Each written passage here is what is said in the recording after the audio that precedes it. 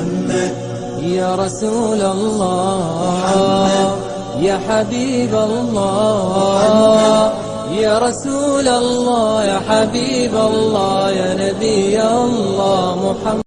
الحمدللہ رب العالمین والعاقبۃ للمتقین والصلاۃ والسلام علی سید المرسلین، اما بعد، اعوذ باللہ من الشیطان الرجیم، بسم اللہ الرحمن الرحیم۔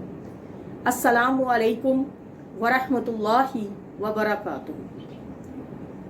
اعتکاف میں بیٹھنے کے لیے رمضان المبارک کے کتنے روزے رکھنا ضروری ہے؟ یعنی 20 روزوں میں سے کتنے روزے اگر کسی نے رکھے ہوں تو وہ اعتکاف پر بیٹھ سکتا ہے۔ اعتکاف میں بیٹھنے سے پہلے روزوں کی گنتی کا کوئی اعتبار نہیں۔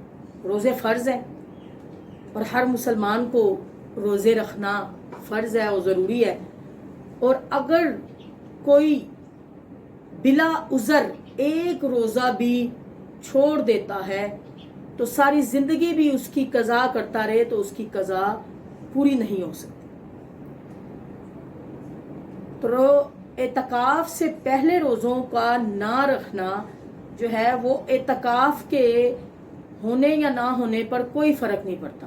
ہاں، اگر کوئی اعتکاف شروع کر لیتا ہے اور کسی مجبوری، کسی بیماری، کسی عذر، شرعی عذر یا کوئی بھی عذر کی وجہ سے اگر وہ ایک دن کا روزہ چھوڑ دیتا ہے یا اس کا روزہ ٹوٹ جاتا ہے تو ایسی صورت میں اعتکاف بھی ٹوٹ جائے گا، کیونکہ اعتکاف روزے کے ساتھ منسلک ہے۔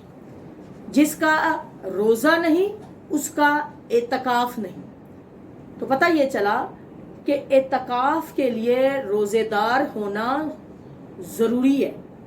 اگر کسی کا بہت بیماری کی وجہ سے بھی بہت زیادہ کنڈیشن خراب ہے یا کسی وجہ سے بھی روزہ ٹوٹ گیا تو اس کا اعتکاف بھی ٹوٹ جائے گا، اور جس کا اعتکاف ٹوٹ گیا، جتنے دنوں کا ٹوٹا، اس کی قضا کرنا اس پر واجب ہے۔ اللہ تعالی ہم سب کو اپنی پناہ میں لے، اور جنہوں نے اعتکاف پر بیٹھنا ہے خیر و عافیت سے اللہ تعالیٰ ان کا اعتکاف اپنے بارگاہ الہی میں قبول فرمائے، آمین ثم آمین۔